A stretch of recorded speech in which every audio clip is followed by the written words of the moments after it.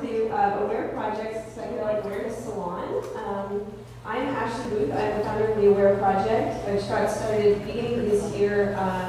And the aim of the Aware Project is to connect the community here in Los Angeles, those that are interested in educating themselves about psychedelic medicines and psychedelics in general.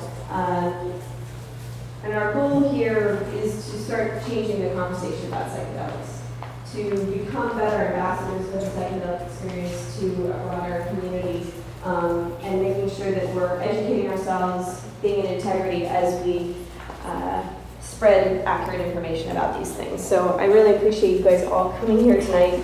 And so in the fall, there's going to be a really exciting conference called it's called the Visionary Congress. And a good friend, Sita, is putting that on, and that's going to be in the late fall here, and it's going to be a whole weekend of talks about psychedelic medicines, plant medicines here in Los Angeles. So you guys can find out about that on plantteachers.org, and we're supporting them in their endeavors to, again, spread more education. All right, with that, thank you all for coming, and I want to introduce Meriana. And we're just so thrilled that she could come down from San Francisco to give this talk. I got to meet her at the Women's Visionary Congress. What was that? Like over the solstice. Mm-hmm. And we just had a wonderful time together. I loved her talk. And then she just got back from London giving the same talk at Breaking Conventions, which is the biggest psychedelic conference in the world, I believe. So it was huge, yeah. Yeah, and we're just thrilled to have you here, and it's just been a wonderful becoming your friend, so. Same thing. Thank you so much, Ashley. Thank you.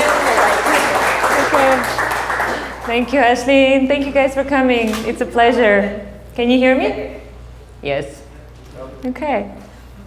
Let me know if you have a hard time hearing me at some point, or if I get too excited and start speaking too fast. Can happen. And my accent is from Bulgaria. So I was originally born in Bulgaria, and I have been in the States for the last 15 years. And tonight I will be speaking about the system I have developed about navigating strong psychedelic experiences, and specifically ayahuasca. I know that I started, let me see, my first strong psychedelic experience was with 18, which I would say was 23 years ago, and my first ayahuasca experience was about 20 years ago. So I have a lot of experience with pretty profound states, and especially with ayahuasca. Ayahuasca has been one of my greatest teachers. Have you guys heard the expression about ayahuasca being psychotherapy and steroids? It is. And in some ways, I mean, I am a licensed psychotherapist, but it's been in some of the ayahuasca sessions of seeing what she can do when in the zone with her, and the kind of emotional and personality transformation that can happen. Like some of the things that I would almost call personality chiropractics. When she goes, this part of your personality is here, but it should be here, so crack.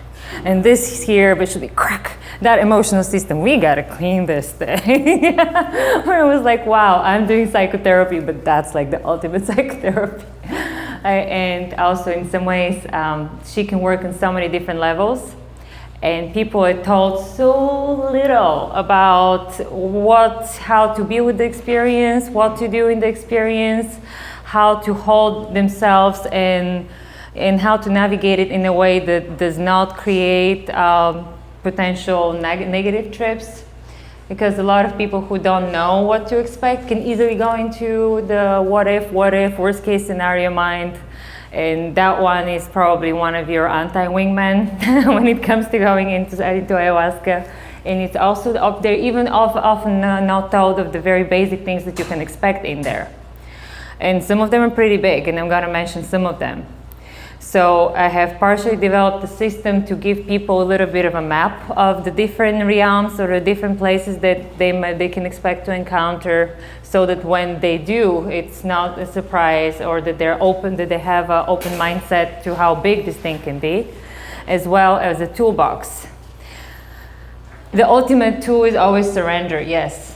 Surrender is the ultimate thing that when the big intelligence of the plants and of they call her the grandmother, And I know that's starting to sound hippie, but in some ways, if you guys, for the ones of you that have a little bit of psychedelic experience,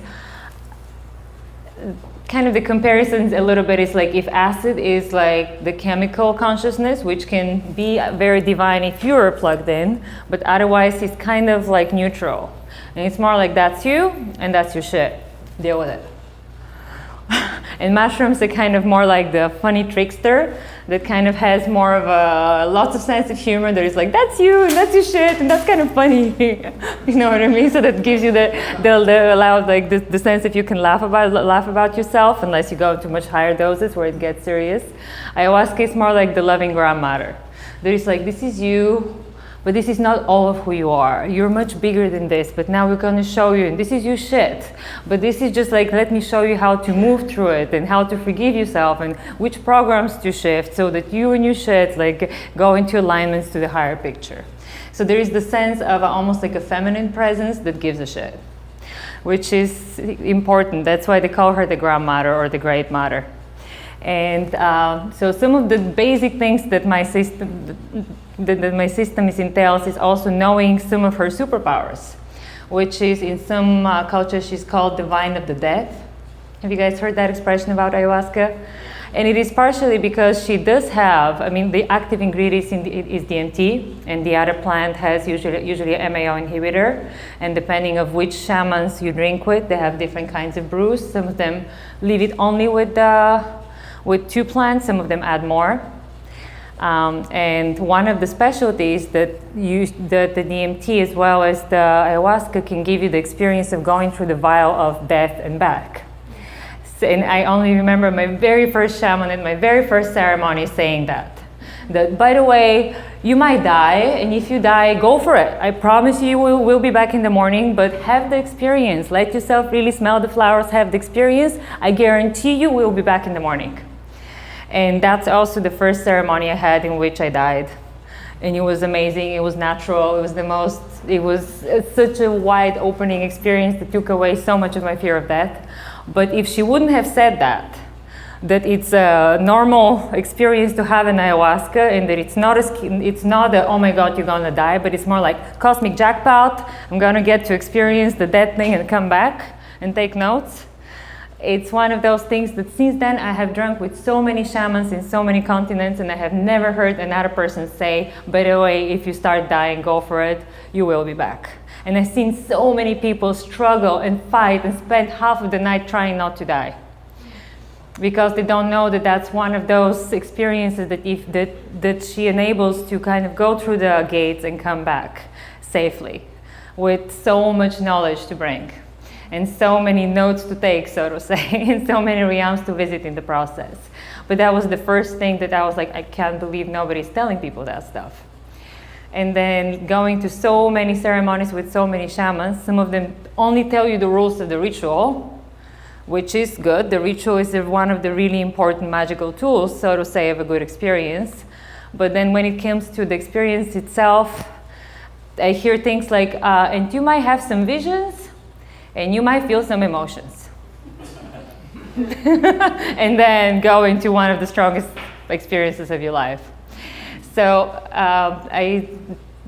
given that, and given that also that since I was a teenager, in some ways psychedelics have given tools to me that were almost like 1, 2, 3, 4, write it down. 1, 2, 3, 4, write it down. So I have notes with toolbox with 2 things developed over the years that at some point really became like a body of work that really needed to get out. And I felt almost selfish for if I don't do something with this, I'm not being a responsible mama. And also motivated by this and motivated, but once I started first teaching the talks on navigating altered states and getting feedback of how much that was helping people, not just with ayahuasca, but with all kinds of altered state experiences. And also then starting to teach in Peru at the Shamanism Convention, and then I got inspired, and since 2013 I have been organizing retreats in Peru, which a combination of my system. So we do the first 2 days is preparation, where I teach people a lot of the navigation tools. And then we do ceremonies. Usually there are 3 to 4 ceremonies in a week. Or one time I did a 10-day retreat, now in April, that combined the work of 3 different shamans. And that one was super powerful. That was one I did together with Razam. and we had one indigenous Peruvian shaman. We had Ron, the Gringo shaman, Ron Willock. Have you guys heard of him? He's great. When I first saw him, I was like, he's a redneck. There is no way. He just probably is some sort of expat that is like came to Peru, couldn't return, and decided to make a business of ayahuasca until I was drunk with him, and then I was like, okay, whatever, respect. And the third one was Borke, who is a psychic healer from Croatia, who I hope also to work again with, who had the ability to see if you have an entity picked up on you, if you have something, if you have like something from addiction, or if there is something from past trauma, if there is some emotional issues around grief. Like has the amazing ability to diagnose people and then use ayahuasca to clean out things from them. And my next retreat is going to be this December in Peru, in Tarapoto, with a shaman who is such an amazing musical wizard. So far, I have been doing retreats since 2013, and that's been 2 to 3 retreats a year. And that's the first time I'm coming back to work with someone, because he created such an amazing experience last December. And the retreats are, a part of it is about going in, the other part is about also exploring nature. So we're going to have a kayak trip and a zip line trip included in the retreat, as well as sweat lodge. But let's go back to the navigation tools. I have different, what is it called? What I call navigating an experience is knowing, first is knowing also where you want to go. So having an intention is not always necessary, but it helps a lot. Because a lot of people go with, Mama, show me what you want to show me. Very, very valid. And there is also a place for this completely open-ended and take me where you need to take me. And sometimes there is something to be said about coming in with something that is really dear to you that you want to accomplish. And it was amazing, like the amount of people from the last retreat who learned how to love themselves. I mean, that was one of the ones that melted my heart. Like how many people realize that how they treat themselves and how they hold themselves, and how to really hold this one as more precious, and how to really take care of the being that we have like only less than 100 years to hang out with. And also what it means to be a human in so many ways. And yes, we come here flawed. We come here with all kinds of malware. And we can be so hard on ourselves over it. Usually also as a psychotherapist, one of the interesting things was to see how many people come in my office looking so together, looking so on top of their shit. And then you see how they treat themselves. And it starts getting, wow, if anybody else talked to you like that, you would punch them. But to see also how much pressure we also often put in ourselves, or how much criticism or how much anxiety we put in ourselves, that is, I call it almost emotional malware. And in, 1 second.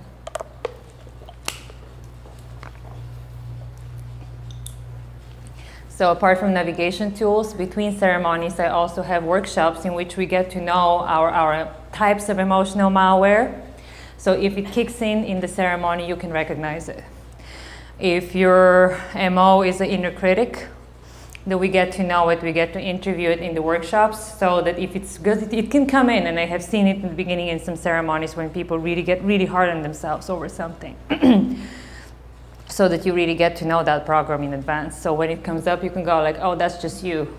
We already got to know you today. We know how you roll. Because usually those programs are not very intelligent, and they don't know you very well, but they sound like the word of God in your head. Or that inner paranoid, they call it the paranoid or the worst case scenario voice. What if I go crazy? What if I never come back? What if that's it? So what if I really this time completely like burned it and now I'm gonna be crazy forever? Oh my God, that's so strange. What if I never ever come back to ground zero? That's gonna be probably, I'm gonna be here forever. Oh no, that's gonna be the beginning of my psychotic break.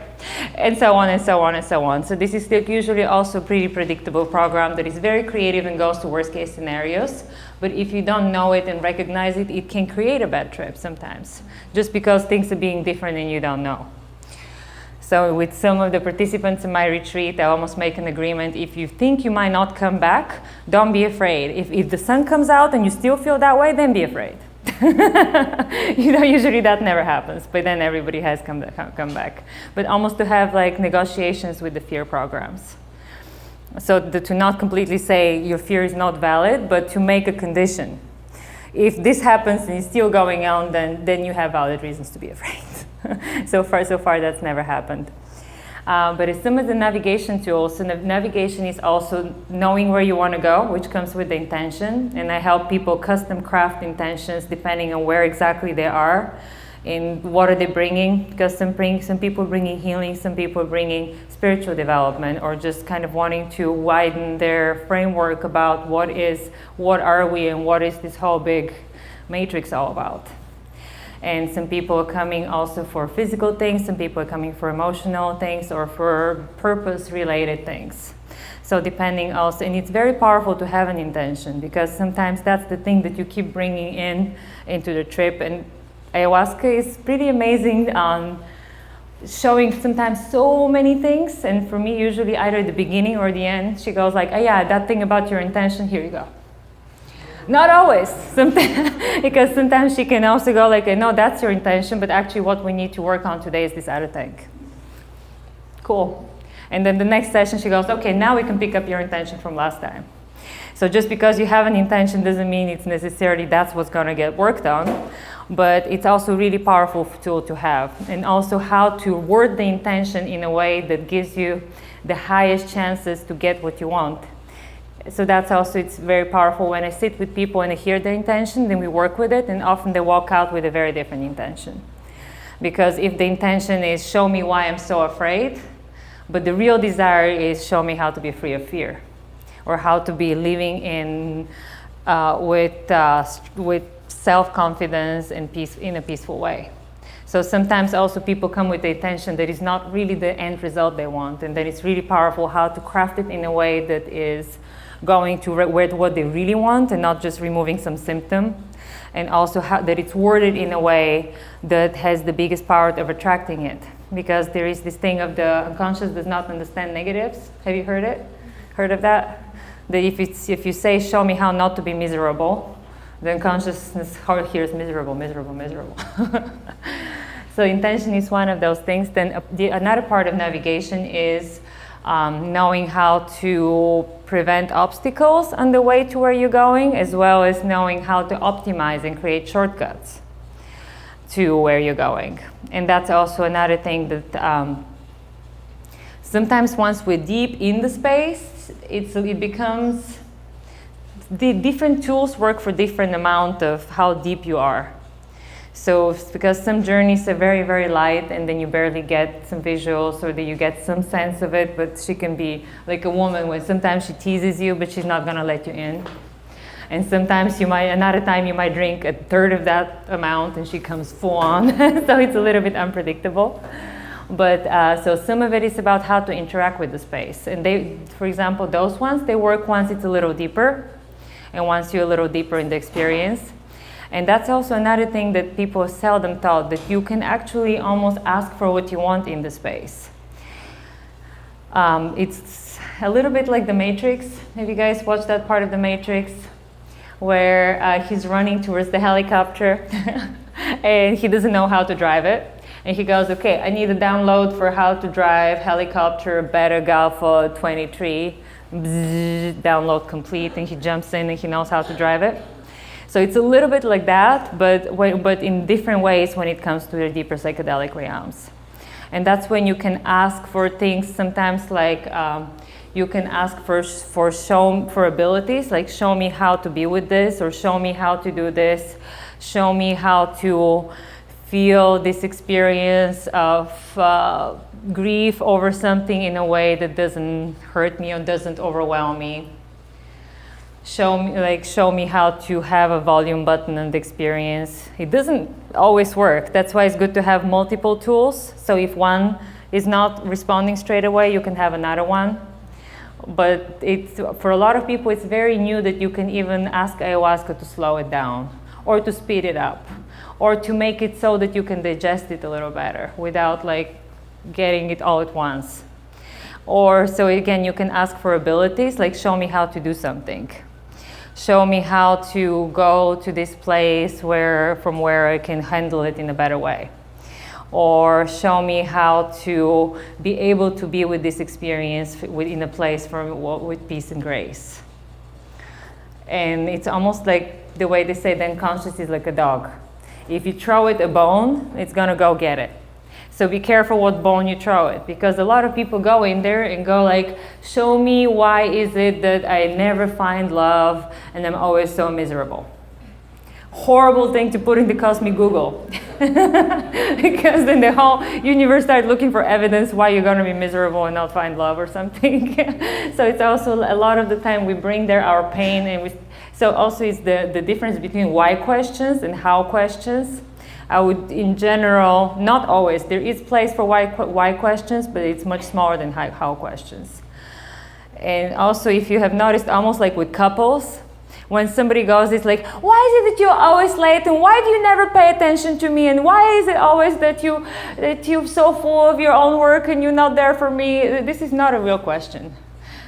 You know what I mean? This is already bitching. So it's also very often when people go in ayahuasca space or in a deep altered state or psychedelic space with going like, why is it that I never, and why is it that I always blah, blah, blah. This is not really asking the medicine. This is kind of more bringing your pain body and magnifying it and kind of giving it more energy in a direction you don't really want to go. So also be really careful when you go into making statements or asking questions that either see you as limited and broken, like why is it that I can never get what I want, why is it that I can never pass certain point of blah, blah, blah, because then you're already enforcing a imagining of being limited or broken, or that sees the world and the universe as limited or broken. Why is it that people don't like me? Why is it that women never want to be with me? Or why is it that blah, blah, blah? Because that's kind of more also almost like the anti-magic. That's magic going the other way around. But how questions are more like, show me how to be more open to love. Show me how to be the kind of person that people would naturally want to be with. Show me how to put myself out there that naturally attracts the kind of person who will be really good for me. Show me how to listen to my inner voice in a way that puts me in those such situations, and how to show up with people that hold that resonance. So now we have a whole different, so that's that whole direction of magic going the other way. And there was that tale one time of the boy comes to the Indian chief and go like, I had this dream, and it was these two wolves, one white and one black, and they were fighting. And the chief goes, yes, this was the good forces, the forces of light and the forces of darkness. And they were fighting. And the boy goes like, so which one is going to win? And the chief goes, whoever you feed more. So that's the thing, is often we can go in a deep psychedelic experience and feed the dark wolf of everything that's wrong with us, of all the trauma, of all the times when it didn't go there, and so on and so on. And there is place to go into difficult experiences. So I'm not saying avoid difficult experiences, because also there is a lot of healing that happens in the very places of pain. But also knowing which experiences and knowing how to feel out, and in my retreats I teach people how to feel out when to go into a difficult experience and how to resource yourself. That's a part of navigating. If you're gonna go climb a big mount, how to resource yourself to bring warm clothes, how to have the right shoes, how to have the right equipment. So that when you go to the place, how to have the right troops on your side. So that when you go to the places where it's hard, that you know how to handle it, that you know who to call in for support, and you know also how to be in a way that this thing does not re-traumatize you, but it can be a real opportunity for healing. And again, you can ask for abilities, you can ask for results. Sometimes you can go for show me how to do it. Sometimes you can go for just do it for me, which is a little bit of a shortcut. And also you can go to, and for example, asking for results would be like, show me what it's like to be in a place of full self-confidence. And sometimes you can go, oh, you want to know that? And then almost another thing is going, okay, show me how to live from now on from here. So this is already when that's an integration trick, that when you do get in touch with one of those really grounded, really expanded states, almost to push the button on slow release from now on. Like when you do go to a place of deep self-love, or to a place of confidence, or to a place of connectedness, to not go like, wow, cool experience, but go, okay, make that a part of how I roll in the world from now on. Make that a part of my core identity from now on. So you kind of grab the state and make it into basic hardware from now on. So a lot of people teach integration after the experience, but some of the integration techniques I teach it from the experience itself on. And then there is also work we can do after. And another one of the things that very seldom are taught, so much power is given to the Mother Ayahuasca, and yes, it's beautiful to trust her as a teacher and a guide, and she does show up in amazing ways. And so much power is given to the shaman and how powerful they are and how long they've worked and their tradition and so on. And so little power is given to our own inner shaman, that we all come with our own wisdom, our own connection to the divine, our own template for our perfect health, for example. Our own higher self that knows much more than any other forces about what it takes to make this one happy, or what it looks like for this mark and model to be in a perfect wholeness or in a equilibrium. So some of the questions to ask would be also like, bring me to the part of myself that already knows how to do this. Or bring me to the part of myself that knows how to be with this difficult experience in the most healing way. Or bring me to the part of myself that knows how to be with such a strong, like almost overwhelming psychedelic experience in a way that is with ease and grace. And then this little Jedi usually comes out of you and goes, okay, you're calling for me? Cool. And it can be so surprising. Like when I taught that at the breaking convention, I had somebody come the next day almost like, oh, like you have no idea. Just that one tool that you taught about like asking for the part of ourselves that already knows how to do it. I took mushrooms that night and I asked for him and he came. He was so amazing and I cried. Because it's so often we forget how to ask for our own, higher self implies almost as if higher is higher outside of you, but this is kind of more the deeper self, because we all come as with all the formula that the divine already has in some ways, and we can turn for guidance in as much as out. And sometimes it's really powerful to turn to the shaman within, or the knowledge within, or the God within, because we do have all the right connections. And some other ones of the tools are also how to use the archetypes of your own culture tradition, of your own. And we all come here from different ages. We grew up on different TV shows with different religious things, and, and so on. I know that, for example, for me, the state was communist, so religion was not allowed. My grandmother was Greek Orthodox. I think she became more religious towards the end, just in case. And my dad was the absolute, how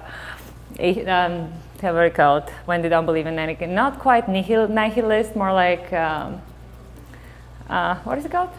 Atheist, exactly. My mom was a Buddhist. So it was like pick and choose.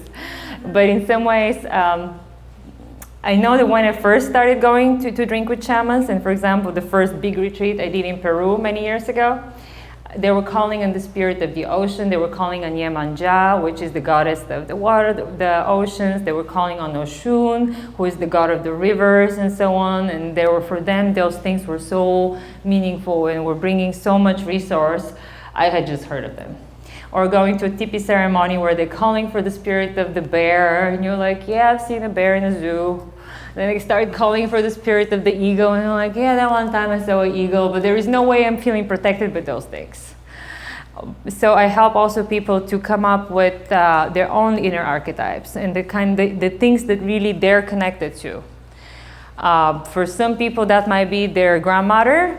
For somebody else, that might be Buddha. For somebody else, that might be Bruce Lee. And usually we have like different, we have in some of the workshops, we have days in which you pick different archetypes. You need somebody to come in and take care of stuff. I call them the bouncer archetypes. Like who would come to mind? And it's okay, you can have multiple things there. For example, you can have that big bad coach that you had in middle school that everybody was afraid of. And you can call him in the space. Or you can have like Hanuman, who can come in and fuck shit up for you if you need to. Or for example, there was like somebody who had mostly really negative ayahuasca experiences, because also he was seeing ayahuasca as this dome that is gonna be punishing him for all the bad things he's done in the meantime. So there is also how we view the medicine and how we view the whole process. Do we view it as something that is friendly, that wants the best for us and will help us to grow and heal, or is it gonna be this force that's gonna spank us for everything bad we've done in the meantime? So it's also really important the cognitive context you hold, but also like knowing how to resource yourself. So for that particular person, when they got my tools and they went to the ceremony afterwards and it started getting dark, and he called Bruce Lee. Bruce Lee was one of his bouncers archetype.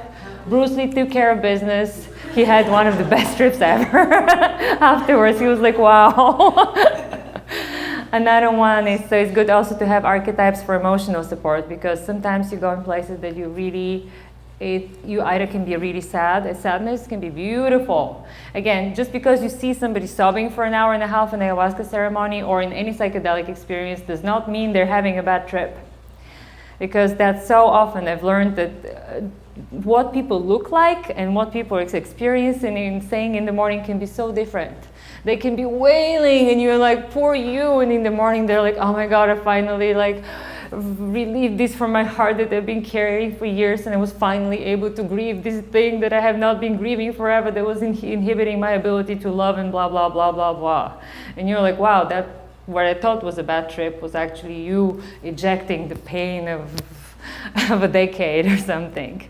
So sometimes also going into negative experience is good, but also like if you go to parts where you have a hard time loving yourself there, it's good to have almost archetypes that are more about emotional support.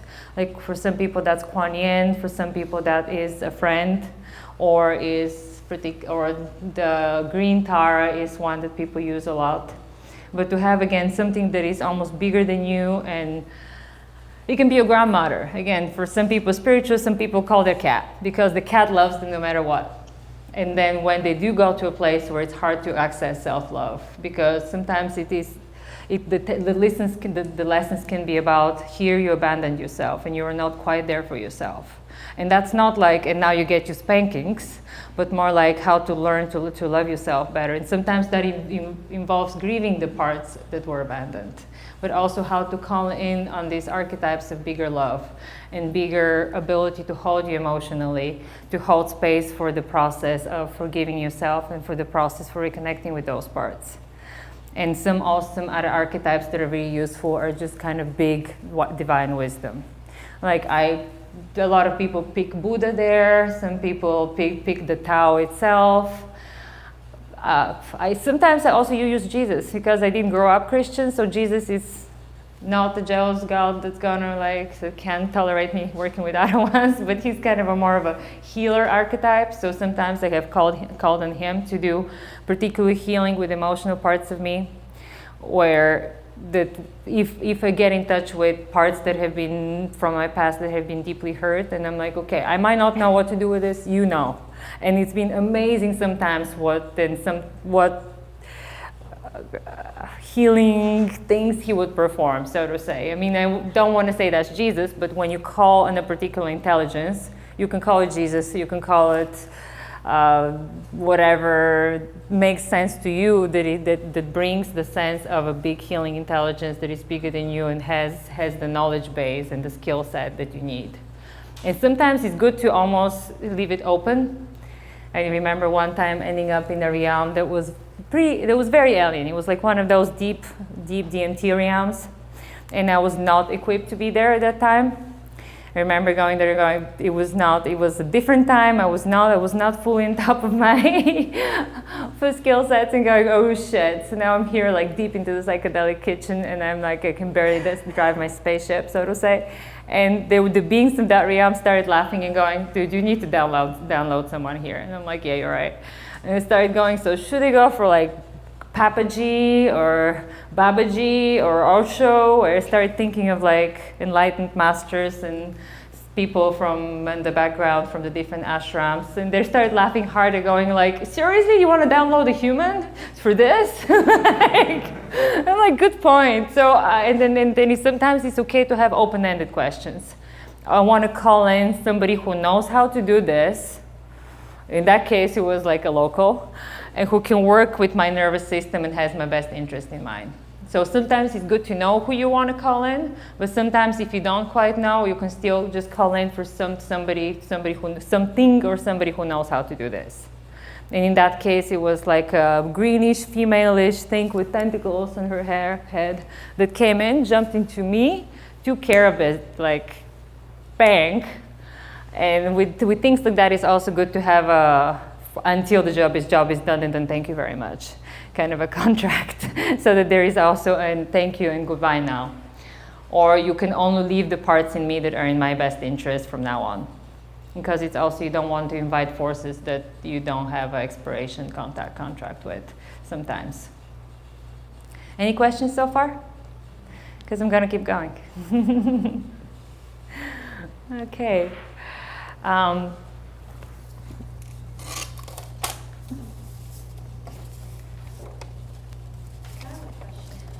Yeah?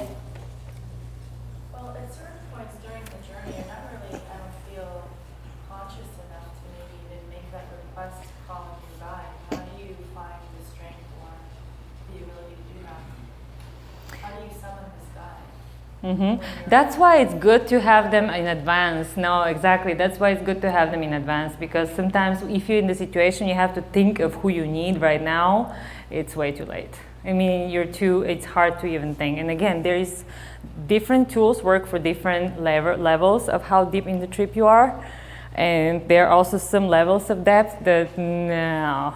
I remember with one of the participants of my retreat, there was like really, really deep into the space. And people were going like, how comes you vomited there and not in the bucket? And she's like, at that point, honestly, I was like, what is bucket? So what is a guide? You know what I mean? But also in some of those things, like it's sometimes in those spaces almost what you can call in is just very basic words, and the words work. Even if you just go love, love, love, love, love, or love and light, love and light. I know that one sounds hippie, but in those spaces having like, it's almost like mantras, and some people go for the mantra. So if you have good connections with mantra, go for it.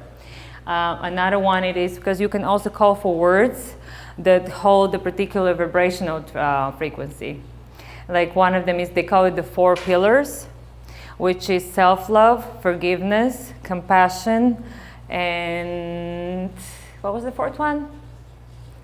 Self-love, compassion, forgiveness. Huh? Gratitude, yes, thank you. So that, for example, is those 4 that if you just continue repeating them in succession, they raise the emotional vibration to a particular level. Then you can also, I have played with it, you can go for clarity, clarity, clarity, or you can go for grounding, grounding, grounding, grounding, grounding. You know what I mean? And you can just calling for the quality that if it was there, it would help you with the experience. And then that already makes a big difference. Or also knowing that sometimes if things come up, the best, again, it's not that you have to avoid difficult experience, because some flavor for difficult experience are very much where you need to go and what you need to experience. But sometimes also there are things that come and they are just kind of feels like, no, thank you, I don't want to go that road. So to even know that sometimes you can go, thank you, but no, thank you. It's kind of important. Like sometimes there have been trips where these almost monsterish things start coming, but they're more like in this like made of floral things, and I'm like, you know what? I don't want to meet you. And knowing that, like with things like that as well as with emotions, and that the emotion part is true for psychedelic experience as well as for life. You have 20-something seconds to change the channel. After 20-something seconds, it's in your blood.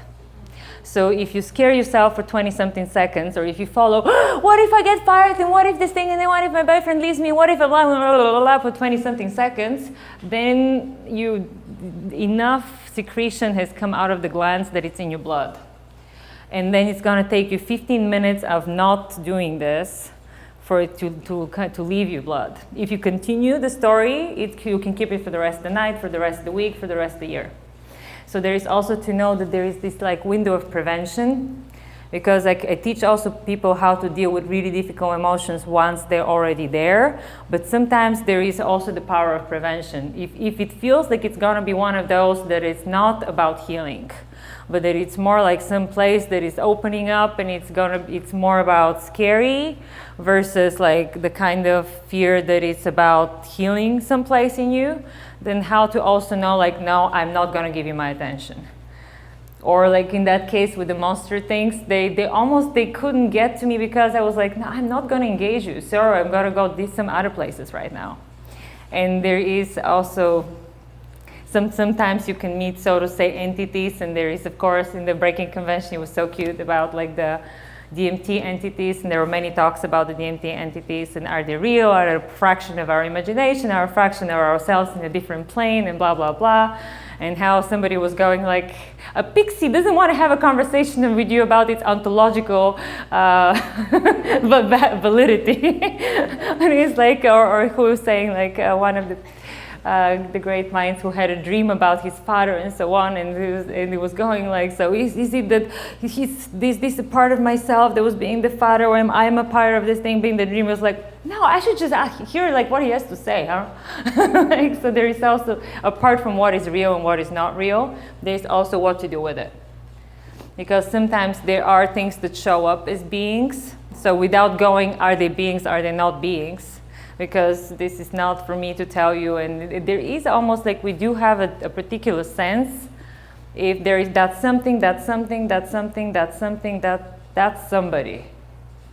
Have you guys had that on some psychedelic trips or in some kind of altered states where it feels like something, something, something, oh, that's a somebody. That's a somebody with interactive abilities versus just another something. So there is also sometimes also how to interact with those entities. Again, without saying that they exist, without saying whether they're real, but if you do encounter them, how to have a proper code of conduct, and as well as how to know of when to engage and when not to engage, and if you engage, how to almost put the right shields that only the parts of you that are in my best interest and in my highest good can enter, and how to almost know how to call in the shields and how to create the right protection with certain realms so that you're not fully exposed, but you can still interact, and you're not fully walled off, so that there is interchange, like permeable thing of shields in a way. Any other questions? Because I'm going to keep talking, but I know that I'm making big jumps and big parts of the information. Yeah? Talking about entities, what are some of those tools in correction of whether or not they're real, but Yeah. know when it's real? Depending on the entity, because sometimes you meet these glorious forces that are almost like angelic entities that are like there is like, oh, thank you for coming to visit. You know what I mean? And then, for example, some of the tool is like stay in relationship with me from now on, like make it so that I can call on you from now on, because sometimes we go to divine realms where it feels like the entity is that we meet there was like, oh, that's what they were probably meeting when they were saying angels. You know what I mean? Then you want to go hashtag stay on my team. And then sometimes you can call on them when you go into dark, because sometimes, for example, I've had more encounters with entities that felt like, okay, you're dark, I can see you're dark, and I can see you're interesting. I don't want you to go away, I want to hang out with you, and I want to learn some of your magic, but I need divine supervision, so to say. So if I'll call on Jesus or somebody else going, can you like oversee this interaction, because I don't want them jumping on me, but they got something. Like, and I want to be able to learn that something, but I need like adult supervision in some ways. Or sometimes also, like, so to say, as some of the other entities, like they can be more monster or non-monster looking, because again, some of them are just kind of very they can come in all kinds of shapes and forms, but one of the ones that I work with is that if you as entity were able to come into my perceptual field, means we have somewhere a frequency in which we are one. Otherwise, we wouldn't be able to encounter. If we have a frequency in which we are one, that means if I tune to that frequency, you cannot attack me, because then it's like the hand attacking itself. And not only you cannot attack me, but I can hack you, and I can get your keys. So there was also, like, one of the ones I came up with was like, show me what it's like to be you. Which was, and then I remember that this thing opened its mouth, I jumped in, we had this interchange.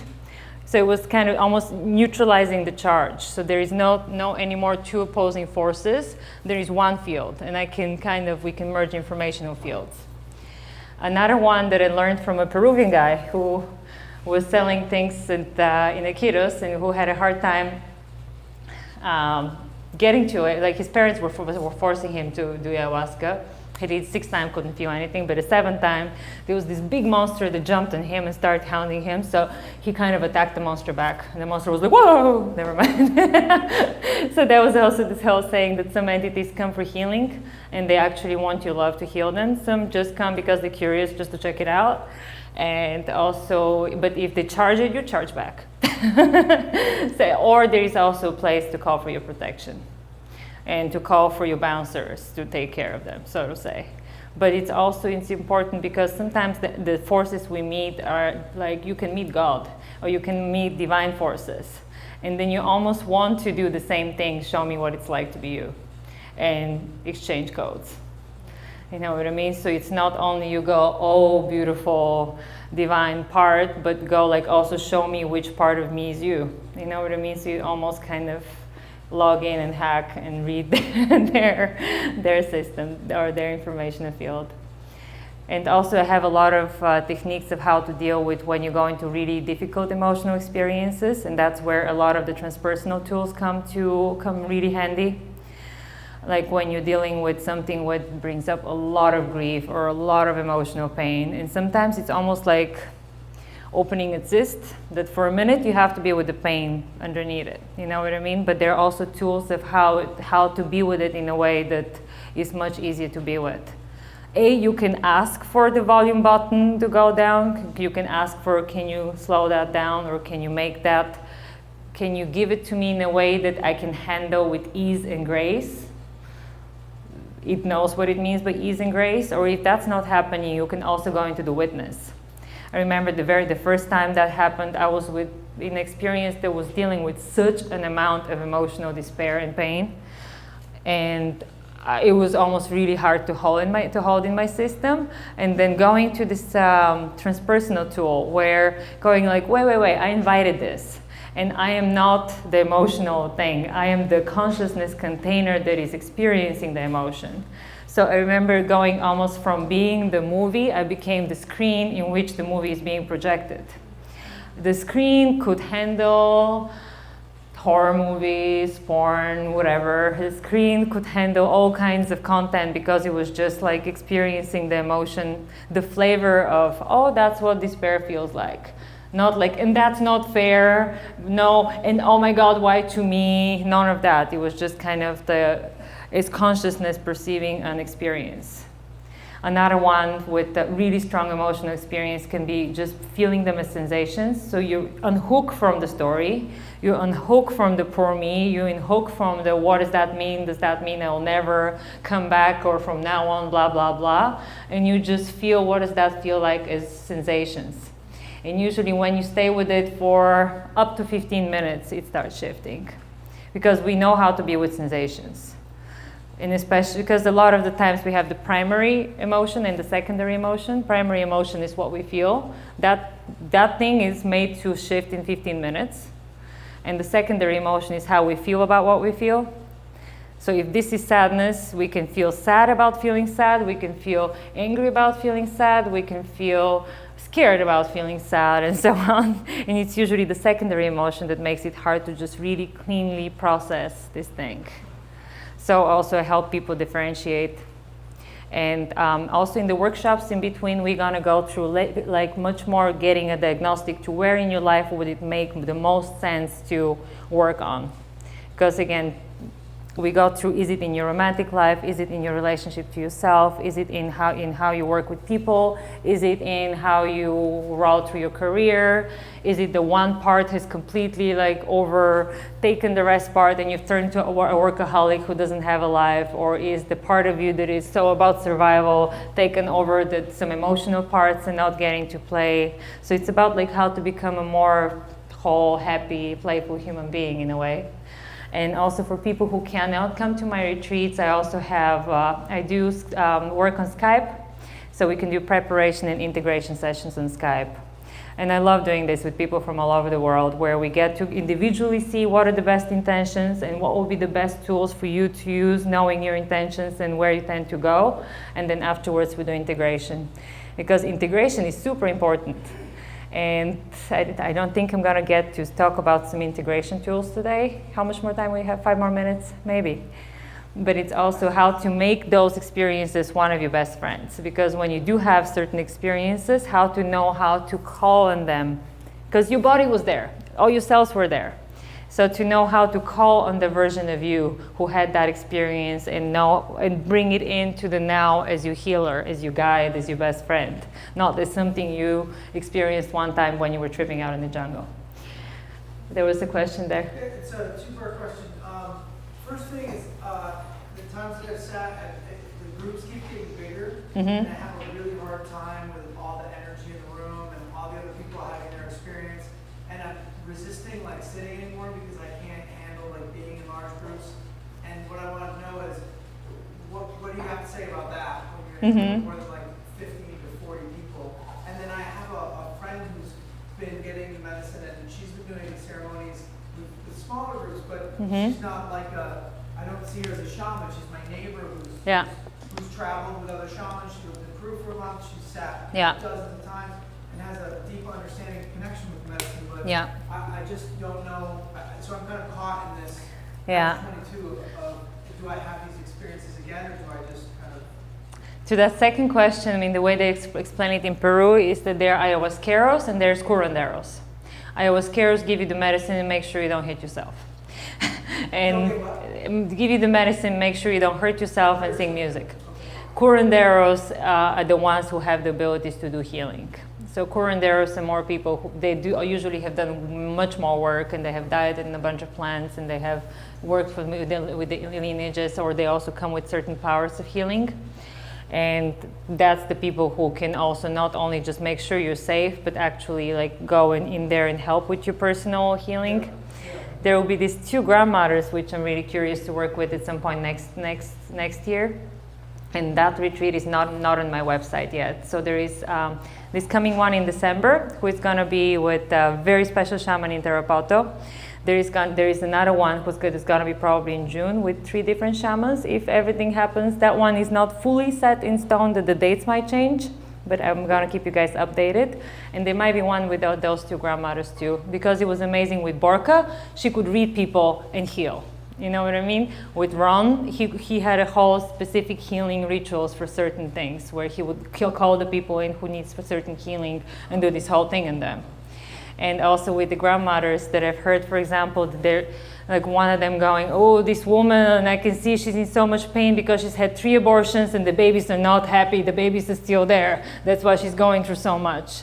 And the friend who is going to be help me organize the retreat was going, should I tell her? She's like, no, don't tell her. And at the end of the retreat, the woman going, I know why I was going through so much. I've had 3 abortions and I could feel the babies, blah, blah, blah. And he could see how the curandera would be sitting there singing to the spirits of the babies to leave and to kind of forgive. And so there is also people with powers who do know how to read and how to work with the material, apart from just make sure you don't hit yourself in the wall. I'm not saying, but I mean, I don't know how much experience your neighbor has, but it sounds, because good intention is a lot. And again, ayahuasca comes with an inbuilt shaman. I've been to circles where the shaman is so obviously, for example, a white woman, full of ego up to here, control freak. And it's like me and ayahuasca against the shaman, a little bit, going like, yeah, I know, we can pull this together. But as the big groups go, it was interesting also. My groups are usually to between 12, 15 people, sometimes 20, because it starts getting bigger, as you were saying. It doesn't even have to be, honestly, it can be a small group. It takes one person to start getting really loud. It is a practice to stay in your own experience.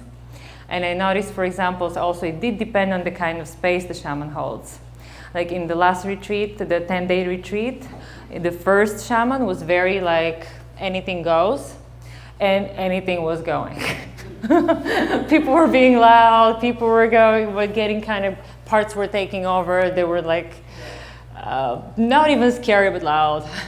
The second shaman was like almost, none of that shit in my Malacca.